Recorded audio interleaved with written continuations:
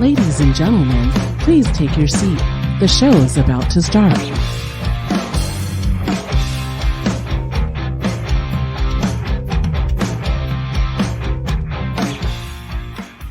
Hey guys, what's up? This is Phoebe. Yeah, this is Mike. This is the Mike and Phebe Show, episode 19. We're airing April 22nd, 2023. And today we have a very special in-studio guest. He's a personal close friend of ours. This is Matthew Talley. He's been working in the field of behavioral health for the last 23 years. And Matthew is here to promote his book. He's a first-time author of his book. His book is called God of Hope. So he's been in the field. He began in his profession as a residential counselor for adolescents suffering from serious emotional disturbance. For the last 17 years, he's worked with and advocates for adults experiencing chronic mental illness, including those with substance use disorder and homelessness. Welcome, Matthew. Thank you for having me. And I love the close personal friend part. I appreciate it. Yes, Thank you. Absolutely. We're so happy that you could join us here today to talk about your book. I was able to read your book. I really loved your book. I love the stories that you had to tell us. It is an autobiography of your life, right? Yes, that's correct. So we can come back to your book. Now, you want to tell me, in your opinion, what is mental health? That is a good question.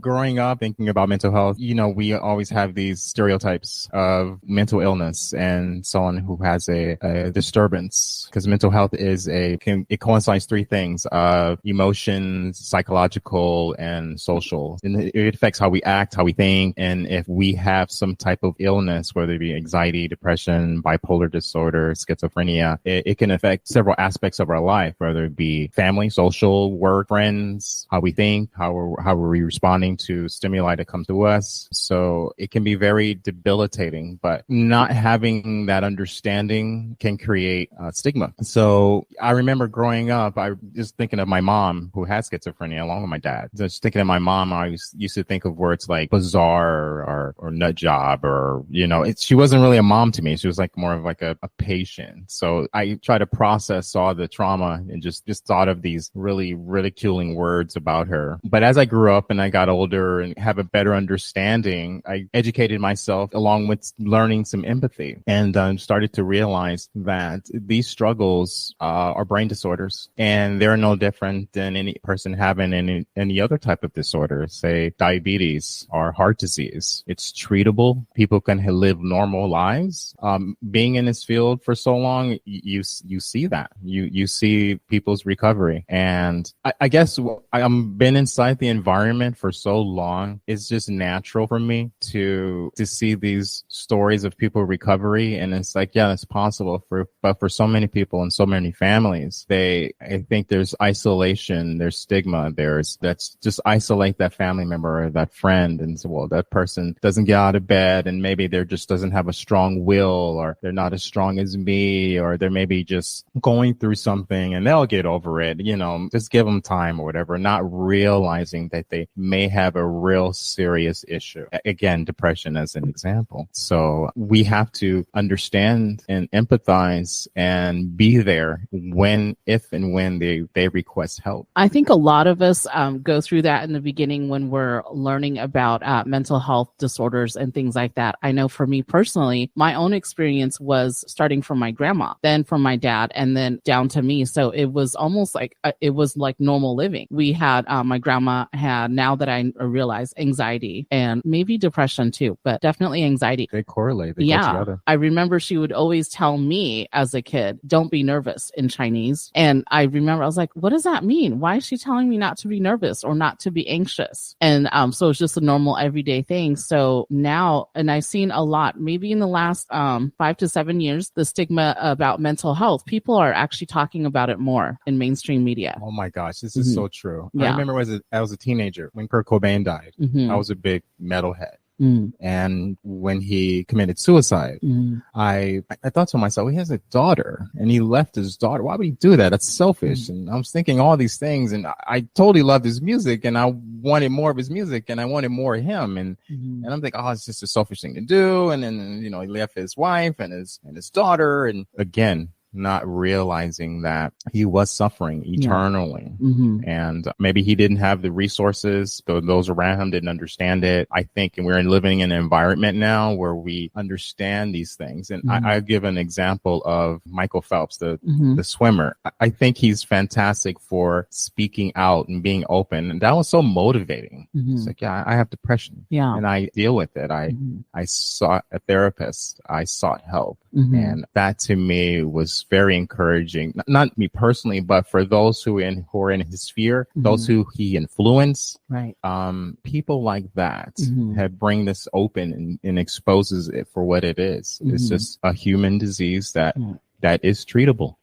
So, but I can name so many examples, but yes, we are living in a time where people are speaking more openly about it, and which encourages me to do the same. Right. Yeah. Yeah. I think it's very important to talk about it, to normalize it, and to create an environment where you can talk about it openly and not be judged. You're in a safe place, just talking about it, because I find that to be very, very encouraging and very important, because if you're talking to someone and all of a sudden, if you talk about, your anxiety, depression, and all of a sudden they're like, what?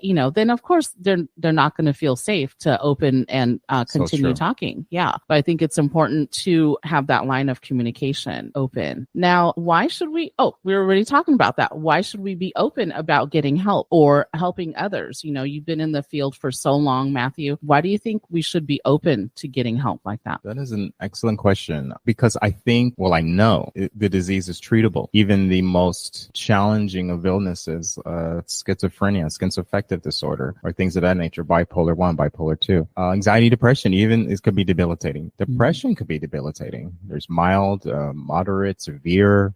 Myself maybe experience mild to severe at times. For me, in my own experience, even working as a mental health professional, it's one thing to work and treat and advocate for clients. It's another thing to experience it yourself. When I was going through those things, I had made a point not to have this affect my daughter, have this affect my wife. But as I was closing off everyone, as I was shutting down, I tried to put on a masquerade as if everything was fine. And in actuality, it was not. But because I feared unfortunately, I feared my wife would have stigma towards me and think, bad about me, or thinking that I'm weak. And while I'm here, I'm advocating for people at work, I'm thinking of being ridiculed myself. So it prevented me from getting help and seeking treatment. But I think that, again, in this environment, people speaking out, celebrities is a big thing, advocates and doctors, and explaining their own experiences. I remember there was a time my old director, we were sitting at a Christmas dinner or something like Christmas event, employees only, and we were just eating our food, and she just openly expresses her own anxiety disorder. And then she just said it out in the open as a matter of fact. I was going through my own things, and no one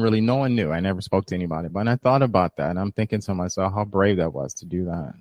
And I was thinking to myself, she must be in a place of peace and of a place of comfort and strength. I think that was the key word, strength. And that to me was motivating. And if there's a network of people doing that, having the strength and the vulnerability to do that, because I know it's hard and difficult to be vulnerable, but if we can do that with the very closest people to us, a brother or a cousin, our mom and dad, our spouse, I think we'll find that, yes, I think we can find people that will advocate and support us in these moments. I think there's a fear that that support won't be there. And I think that's internalized. Nobody wants to be ridiculed. Nobody wants to be judged. No one wants to be labeled. But I think we should have the courage to be vulnerable and speak out. So I think that all those who have encouraged me, whether it be my clients, my director, whoever, that again was motivation for me to do the same. That's awesome. And when you talk about being vulnerable with people, especially being vulnerable with people that you don't know personally quite yet on that level yet, I can definitely agree with that, because being vulnerable and open, it helps us to connect to the people that we're getting to know. And like we're getting to know new people, setting those boundaries and letting them know what we're like and things like that. We're being open and vulnerable with them.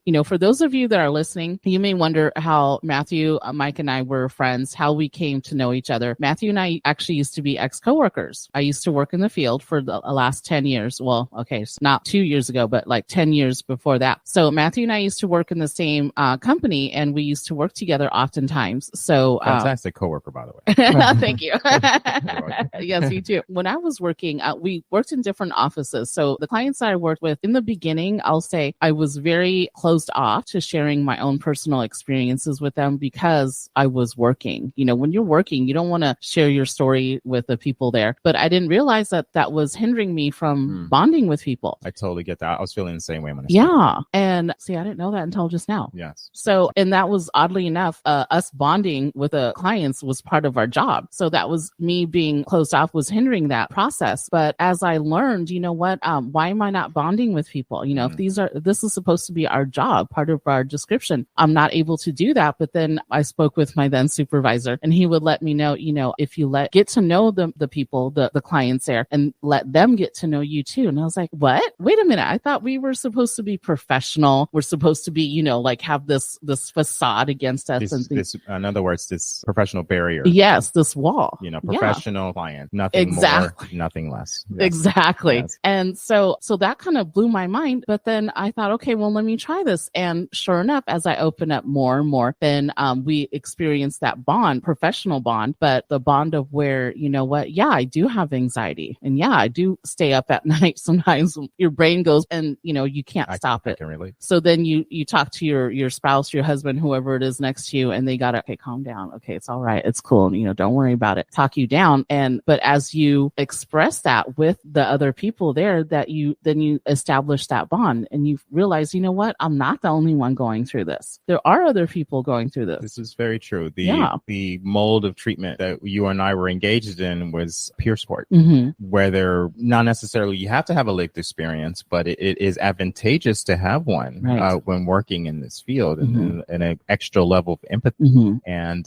while you and I did not do that in the beginning, we eventually learned how advantageous it was to walk in their shoes and to say, yes, we've been there, and this is how we manage that. And at the end of the day, we're all learning to cope. And then we can see someone who has lived that walked that walk, and say, yeah, there is a path on the other side that gives courage and motivation for those who are still struggling to find out where they are in terms of their recovery. And this could happen at any age. Yeah. Oh, absolutely. Because there's so many different variables that happens in life that could actually put you into depression and or get you anxiety where you never had any of that before. God. Yeah. It's funny you bring that up, because my mother and my father had schizophrenia, and several of my siblings. For me, looking back, I realized I may have had some issues with panic, but I didn't really think about it in college or right after high school. I just kind of blew it off as kind of like jitters or nerves, you know, you're going into the real world, blah, blah, blah. Right. It wasn't until I started dealing with my father in my late 30s, dealing with his behaviors, that it really triggered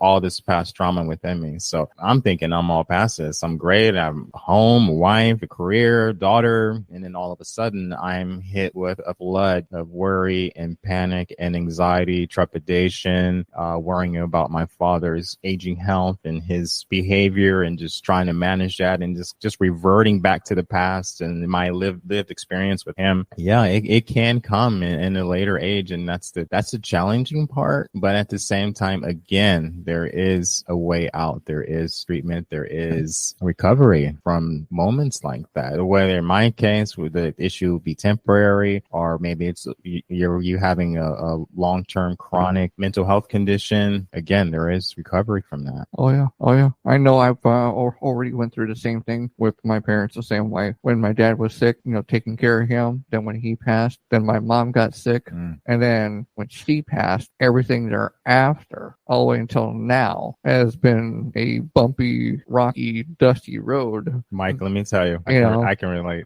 So, I mean, as time goes, sometimes you start to learn, to better yourself and make things a little bit better for yourself. Absolutely. And just like we were saying, cope with it. Absolutely. I think we build all these layers in our head from your youth, and you have all these expectations of your mother, your father, your quote unquote caretakers. I looked at my mother and I always saw that she was ill. So I didn't have any high expectations of her. It's like, okay, she's ill, so I don't expect her to be a mother. My father put on this facade for me that he was, quote unquote, a good father, when in actuality, there was a lot of problems. And so because of that, I had a lot of resentment. And so a lot of that just flooded back when I started dealing with it. When my mom passed away, I dealt with it relatively well. But when my father was aging and dealing with his issues and stuff, that came back to me and just thinking about all those issues from the past. And here I'm in as an adult, and that brought about a flood of stress. And that stress can weigh on you. If you don't talk about it. And I didn't know what was going on at the time. This was probably in 2009, 2008. So I just didn't talk about it. It just built up inside like a pressure valve. And I didn't know how to release it. And that's dangerous. That's scary because it just boils over. And next thing you know, you're exploding on your family. I'm exploding on my wife. You have to have a conscious awareness, and your loved ones have to have a conscious awareness. Say, hey, something's wrong. Let's talk about it. Let's find out what's going on. Yeah, plus let alone the stress can actually make you physically ill. Oh, absolutely. Over time. Absolutely. I mean, not right away, but over time it can. And this is true. Even within my anxiety before I started getting treatment, I was regularly having tension headaches and stomach aches. Your mind can affect your body. Oh, yeah. There's no question about it. It's a scientific fact. So you have to manage your stress. And I know that's easier said than done, but find ways, I'm probably off topic here, but find ways to relax, find ways to decompress, find ways to lower the pressure, take a break. That was one thing my therapist has told me, have healthy boundaries, even with your own father. Yeah. Have healthy boundaries. So understand it's okay to say no to something sometimes. It's okay to take a break. It's okay to take as they say nowadays in the workplace, a mental health break and take a day off from work and things like that. So we talk about these things now because it's more open, but maybe 5, 10, 15 years ago, no one said these things. You just suck it up. You deal with it. Go to work. Take care of your business. Right.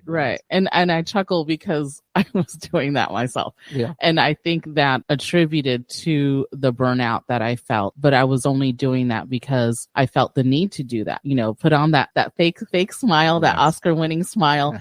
And then eventually, hopefully, okay, when you start faking it till you make it, then okay, it's a little bit easier, but then you're only pacifying the time. You're just covering the problem. You're not releasing it in a healthy manner. And when you said that's off the topic, it actually isn't. I don't feel that it is because it's all about related to mental health. Yes. You have to maintain that. And if you don't de-stress, then you are going to start to go backwards and things like that. So I disagree that it actually does have a lot to do with it. Appreciate that. Yeah. Now, the reason why we brought you here, Matthew, is to talk about your book that is going to be out May 1st, 2023. Matthew's book is called God of Hope, which is going to be out on May 1st, 2023, anywhere books are sold. Now, you can pre-order and pre-save it if you go on Amazon, BookBaby, any Barnes & Nobles, any distributions, right? Yes, that's correct. Now, you wanted to share with us, why did you choose to share your story in a book, Matthew? My goodness. I mean, talk about being vulnerable. That's funny. I had a friend come to me and say, she read a preview copy and she said, I'm amazed you wrote this and you put this out there. I could not do that, she said. I said, how did you do that? And I said to myself and I said to her, it's like, how could you not? Because I see people advocating all over my sphere and in my network. How can you not tell your story? How can you not share? How can you not want to see people do better based on your own struggle as an example? I worked in mental health for 20 something years. I love helping people. It was totally independent of my own lived experience with my mother and father and brothers and sisters who have schizophrenia. I just figured, well, I wanted to help the youth because I'm like, well, if they had mentorship, if I had that type of mentorship, I'll probably be walking a different walk and living a different life. And I wanted to give back, but it was really independent of my own experience. But as time went on and I had my own journey with my own issues with anxiety, depression, I spent 5 years in therapy. At the close of my therapy, my therapist asked me to start journaling. So, why don't you do some journaling? We can read it and share it. And I was like, sure. So I did 5 pages, 5 turned to 10, 10 turned to 20, It ended up doing like 60 pages. My therapist read it and she was like, wow, Matthew, you had quite an experience, quite a journey. And you should be proud of where you are. And we talked about it and we worked through it. And I said, thank you. And we kind of closed the therapy. We kind of had a moment and closed it. And I kept those 60 pages. And I just figured I'll save it for my daughter, put it in my safe and lock it away. And I was like, well, if my daughter ever saw that I was having a low moment, because during that time, I was going into this cycle of anxiety and then a cycle of depression, and I'll be well and then recur and then back forth. So I didn't know how long this was going to last. So I figured when my daughter is older, she can read it and she can maybe understand her old man a little bit better, So I was just going to keep it for her. And that was it. As time went on and I started thinking about my brother, Freddie, who passed away. He was homeless and had schizophrenia, and thinking of my parents and thinking about my other brothers and sisters. I thought to myself, who's going to tell their story? Who's going to speak up for them? Who's going to share and maybe encourage someone else? I thought there's something here that I may need to share. And I started thinking of my director who shared her experience. I started thinking of my clients who speak openly and honestly about their experience. And I thought to myself, I'm no better than them. They're not. I can do what they're doing. I can share. Their story is valid, and quite frankly, so is mine. I can have a voice for those who do not have a voice. I can do that. They encourage me. They are, I would say, my heroes, my clients, those people who stand up and speak and advocate. I just decided, you know what? I think there's something here that I need to share, that I need to say, primarily because we need to talk about it. We need to talk about it, especially in communities of color, where there's a lot of stigma and misunderstanding towards mental illness. We need to have conversations. We need to be open about it and say, hey, yes, I have depression. Yes, I have anxiety. And it's okay. It's okay. Again, Michael Phelps is a big hero of mine. And so I just, all these examples, again, we should talk about these things. And me personally, while I did use faith as a bedrock of my own recovery, even if you do not practice a faith, I think it's advantageous to seek help, talk to someone. And if that first therapist or counselor is not a good fit, find someone else. They're out there. They are out there. Just talk about it. Seek help. And that is the main takeaway. If you don't necessarily use faith, use therapy or use both, but talk about it.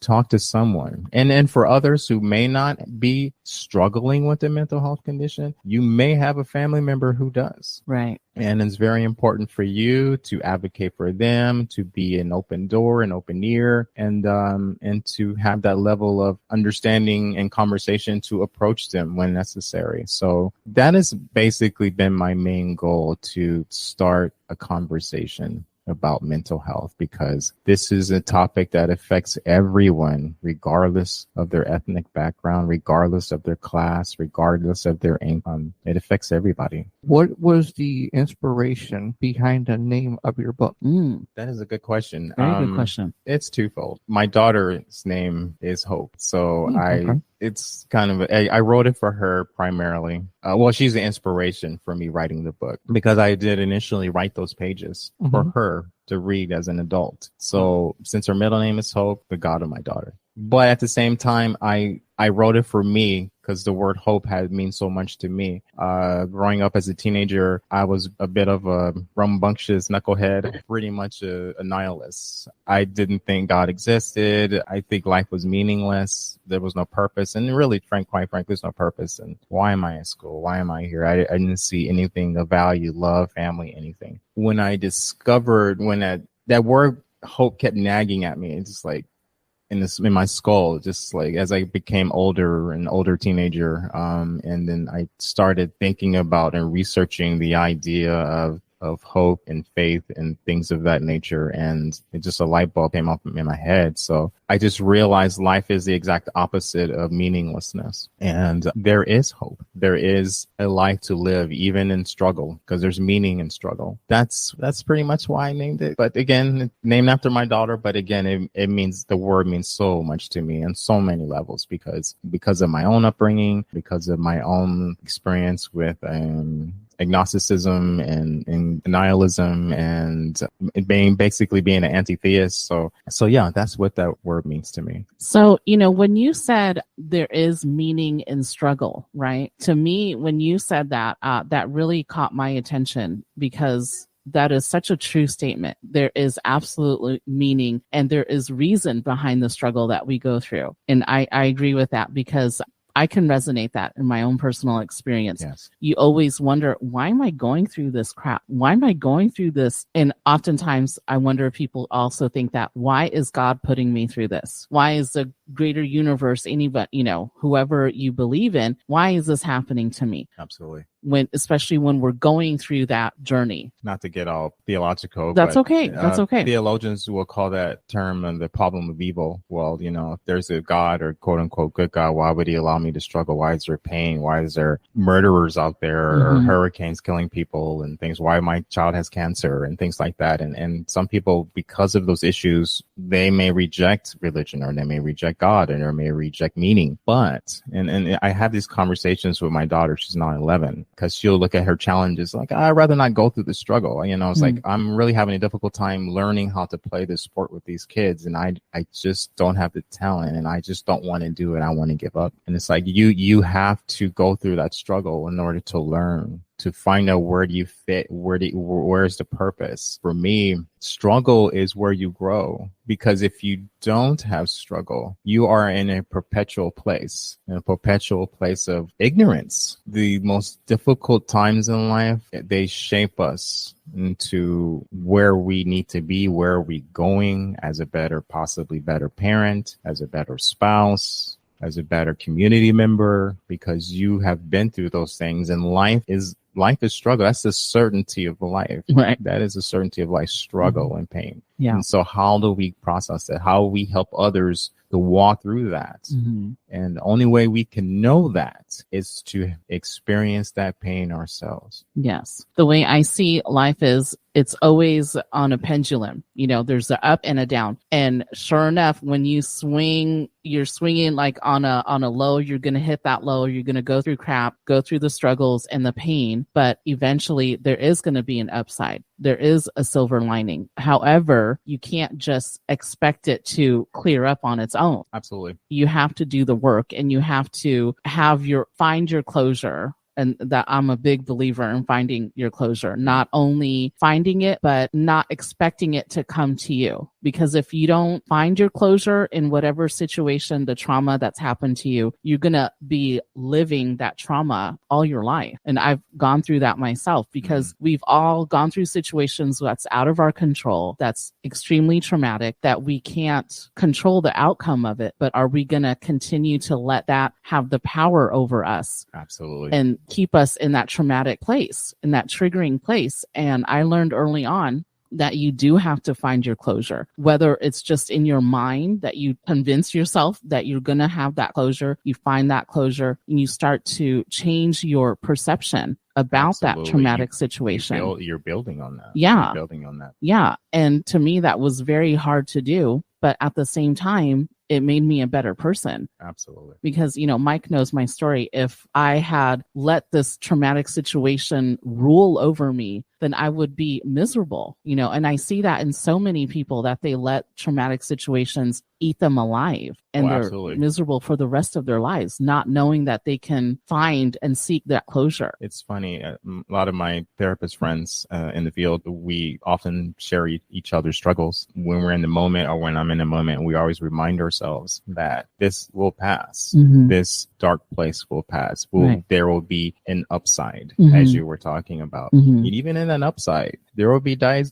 when it's like, oh my gosh, I'm on cloud nine. Life couldn't be any better. But just always keep in mind that life waxes and wanes. You have the good moments and the bad moments. And the day of your wedding, and the day your child was born, or the day a family member passes away. Right. It's like, learn how to be not necessarily in that middle, but appreciate both moments, because both moments is what life is. And whether you happen to be a religious person or not, that basically where life is, somewhere in that middle. Mm-hmm. And experiencing, being in the moment, experiencing the pain, whether you're on the dark side, experience that moment. It's okay to cry. Mm-hmm. It's okay to seek help. It's okay to be there for someone else in that dark moment. And then even in the good, experience that with them. Life is messy. Mm-hmm. It's sometimes ugly, sometimes it's beautiful. I think at the end of the day, if you wanted to paint a picture of life, I think you could paint this beautiful canvas, and we can look at it and it's like, well, there's blemishes here and there. But at the end of the day, it is a beautiful painting. You know, another phrase that stuck out to me, Matthew, when you're talking here and you're telling us your story, is being there for someone else. You know, not only have we gone through our journey and probably are still going through our journey in life, you know, ups and downs and things like that, but also another important thing is to be there for someone else too, within our boundaries. Let's say, and I experienced this myself, you can't be of service, you can't be a good friend to someone else when you're going through your crap, because then you're gonna, well, I feel it, that was my experience, then I can relate. I could be toxic to you, you know, if I'm trying to help you, quote unquote, trying to be a good friend, but then I being emotional, you know, then it's like, oh man, I gotta be there for you, but then you don't give a good response. I love that. Mm-hmm. I love that. But I would encourage anyone listening, like, I would say still be there because it's such a distraction. True. To be honest with you. It can actually help you through it. Absolutely. Yeah. I remember being in my sad places. And when I'm like focusing on my clients, there's just like this beauty there. Because I'm totally not thinking of myself. When you're in your mind and you're thinking of your trauma and your stuff and your baggage, it's like tunnel vision. Mm-hmm. Right. But when you're like thinking of others, it's your life just kind of melts away, and you're living in the present. You're in the moment, and you're thinking about what's here in front of you. Another human being is in front of you that probably needs help, and all of a sudden you're not thinking of yourself anymore. Right. You're thinking of others. And again, not to get too religious, but you know, Jesus says, you know, serve God and treat others like you treat yourself. And it's like, even again, if you don't happen to follow Christianity, it's a good thing to live by. It's just treating others like you treat yourself. And again, if you take the focus off of yourself and put them on others, your problems tend to shrink. I remember being in therapy. We were in an anxiety depression group, and everyone was just going in a circle talking about their issues, and everybody was bouncing ideas off of one another. And you start to realize how small your pain is. Not to minimize your pain, but in light of others, it's like, you know what, maybe my experience is not that big as I thought. I know they're going through something. I know I'm going through something, but I'm seeing my issues shrink in light of their own issues. As I help them, mine is actually shrinking. And it's being minimized. And I can see it for what it really is. Sometimes our fears or trepidations is just like a paper tiger, and it's not as big as we thought. But again, it's not to minimize someone's internal pain, because it's real. For them, it is very, very real. But when you expose it, when you talk about it, when you share it, and then when you help others, it shrinks. It really does shrink. I like that phrase. It's like a paper tiger. Yeah. When you said that, I was like, wow, what does he mean by that? And, you know, so I like your expressions. Well, he means that you can shred his up at any given time. That's because it's made out of paper, where other people's is not made out of paper. It's made out of metal or made out of something else that's going to be there for a lot longer time. Yeah, for them, it's real. And I would never minimize anyone's pain. True. But when I'm helping, in the process of helping them, I'm really realizing that this monster under the bed that I call my fears, it's not threatening. It can't hurt me. That paper tiger can't hurt me. And I'm going to be okay. I'm going to be okay. Yeah. And in process of helping others, listening to others, you feel rewarded, and it does make you feel better, because then you can feel safe sharing with them. And then when you share your experiences, that helps you feel better. So I always like to ask people, do you feel better after we talked? Or I don't like to hear like, oh man, no, I still feel like crap. You made me feel worse, Phoebe. What the heck? So I always ask them, do you feel better? How do you feel now? And they always say, you know what, I feel so much better. Even just simply talking about it. You may not have found a resolution for it, but it's just the process of getting it out. And that resolution may not necessarily be the key. The key is just exposing it and putting it out there. One thing me and my wife do all the time is we ask each other how our day is. Now, I know that may sound mundane, and we might do that out of repetition. But after my anxiety, that word or phrasing has a whole new meaning. When she says, ask me, am I okay? I can really, truly respond to that. Say, this is where I am. I'm feeling a little blue, or this is what happened at work today, and it kind of frustrated me. So, just asking that word, are you okay? It's really a huge deal. I think basically debriefing or talking to someone else at the end of your day, it does make you feel better and is very important. So even if you may not be married, you may not have boyfriend, girlfriend, whatever, a partner, but it's just the action of talking it out. You can talk to your friends, neighbor, things like that. Just the action of getting it out. It's like unloading a little bit, but you know what? Yeah, I do feel better because Mike and I, we did that all the time. Now we work from home, so we're together all the time. But when I was working at my old job, I would call him every day after getting off of work, and we would just talk because I wouldn't want to wait until I would get home because that by then I'm exhausted. By the way, I think that's beautiful, guys. Oh, thank you. My wife and I, we became closer through this experience, and truly is my best friend. It's not hyperbole, but when you put your walls down and just bring them totally down and expose yourself, and that could be a scary thing. I'll admit it. It could be a scary thing, but when you become vulnerable with somebody and they respond back with that same security and safety, and it's like, you're fine. You're going to be fine here in this space with me. That is a huge deal. And you're right. Not everyone has that. Some people may not even have siblings or friends to do that with, but there are networks out there. It's funny, the day and age of the internet and, Facebook groups and things like that. There are so many anxiety groups out in Facebook and Instagram. And if you look, you can find that. You can find those groups in your space, in your place. They are out there in your universities or your campuses. They are out there. And again, if you have insurance and if you need counseling or therapy, you can obviously get that as well and seek a professional. That's someone who's objective and can help you work through those issues. One thing about the internet I appreciate, and I've been through that before too, is the power of hiding behind the keyboard, the cell phone, whatever it is. I don't know if I'm saying this right. And you're anonymous. Yes. And you know the word I'm trying to say. I do. And say it with me, people. You're anonymous. Yes, anonymous. You're being anonymous. Yeah, that's good enough. Everyone knows the word I'm trying to say.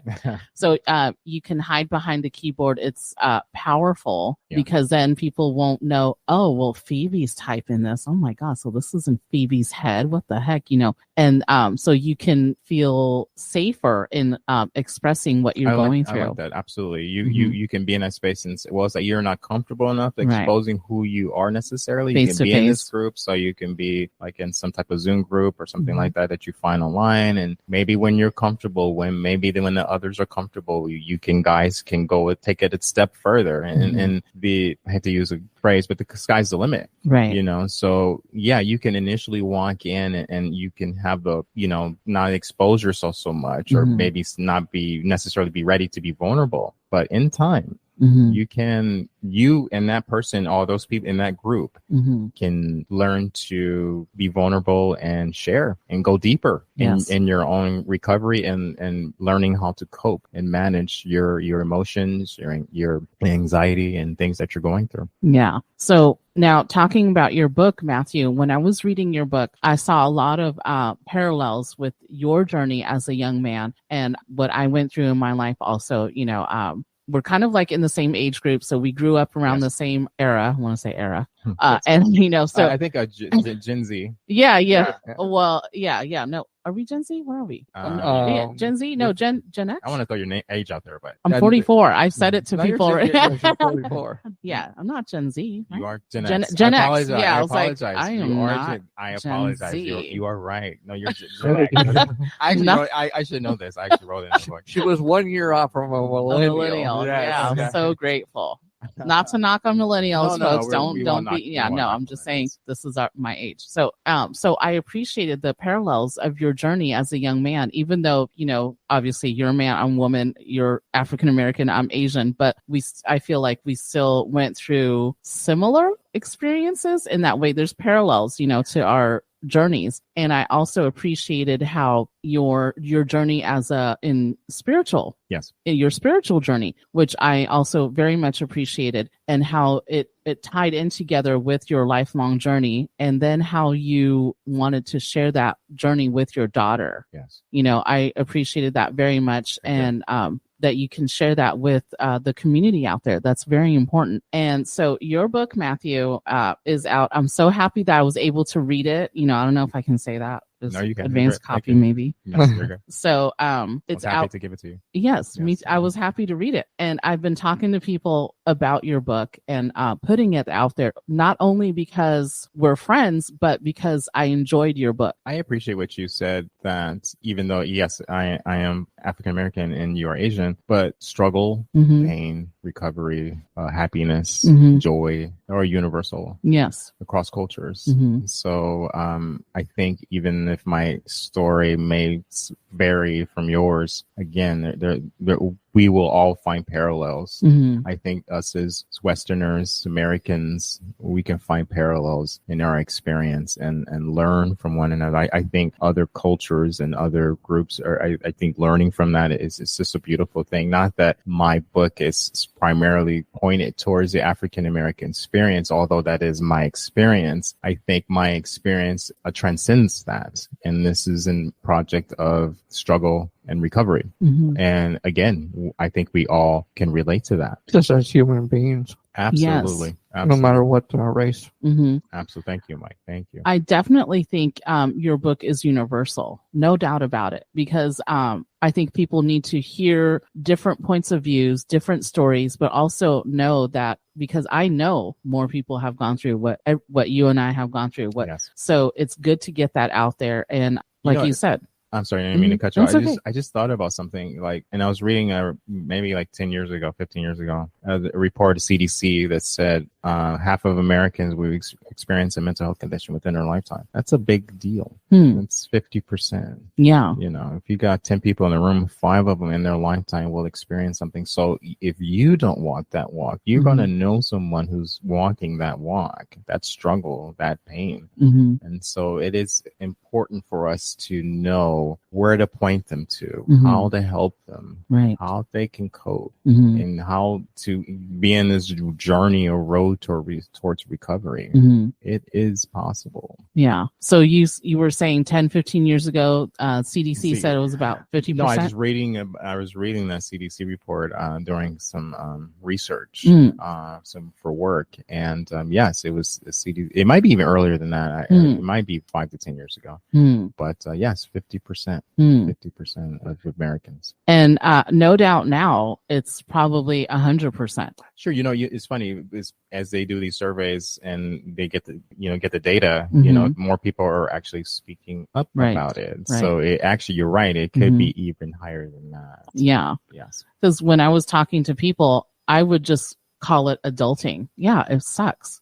Yes. You go through life, you go through adulting, you go through ups and downs and crap and things like that. But in actuality, it's more than just the adulting part. It's like what you were saying. It's the anxiety, it's the depression, it's all of that. It's and the more we normalize it, the more we talk about it, then we create that safe space. I love what you said, normalize. Yeah, yes. We definitely have to. Yeah. Okay, I have heart disease. Okay, yeah, I have this issue. Oh, yeah, I have depression or anxiety. Right. Yes, normalize it. Talk about it. Yeah. Don't hide it. expose it for what it is. It's a challenge that we're walking through. Yes. We're walking through it together. Mm-hmm. Whether you experience it or you know someone who is, we're walking through this together. Yes, absolutely. I like that, walking together. Now, Matthew's book, God of Hope, is going to be out May 1st, 2023. That's going to be available anywhere books are sold. So you can get a physical copy or an ebook. Now, if you want, you can follow Matthew on his social media. So his Instagram is mlevi, M like in Matthew, LEVI _Talley, TALLEY. Or you can find him on Twitter, same handle, mlevi _Talley. He's also on LinkedIn, if you want to follow him on LinkedIn, and that is /Matthew-Talley-Levi. And you can find him on Goodreads. You can find him on all sorts of other social media. So definitely, I would say people check out his book. Check out his book because I really appreciated it. I loved reading it. I ate it up, actually. I read it within the last, within about a week or so. Yeah. Appreciate that, baby. Thank you. Huh? Appreciate that. Thank you. Yes, absolutely. And it wasn't just because, I felt like an obligation because I said, oh, I would read your book, but I liked how you started your story too. It almost kind of seemed like it was a thing out of the movies, because when I read, I envision what that person is talking about in a movie, in a cinema kind of a thing. So I was envisioning you as a young man going through all that turmoil. Thank you. A lot of the previews, I was getting that same feedback. So that means a lot. Thank you. Yeah. I think the main goal is if you yourself is experiencing something or you know someone who is, I think there's benefit to this story. Mm-hmm. Absolutely. And then at the end of the day, we can have conversations about this and expose it and talk about it and get help. Yeah. And if I were to pick one word to describe your book, Matthew, I would say inspiring. Thank you. Yeah. And then I would also say powerful. I can say all kinds of other awesome words, but definitely inspiring and powerful. And we need to normalize it. So I'm glad that you came in and drove all the way from where you came to come in studio and talk to us. Thank you. Check out his books. Thank you for having me. I really appreciate it. Yes. Thank you, Matthew. Thank you. Thank you, Mike. Thanks for listening to the Mike and Phebe Show on Alternative Twist Radio. If you missed any past episodes, just search the Mike and Phebe Show or Alternative Twist Radio on any major podcast app.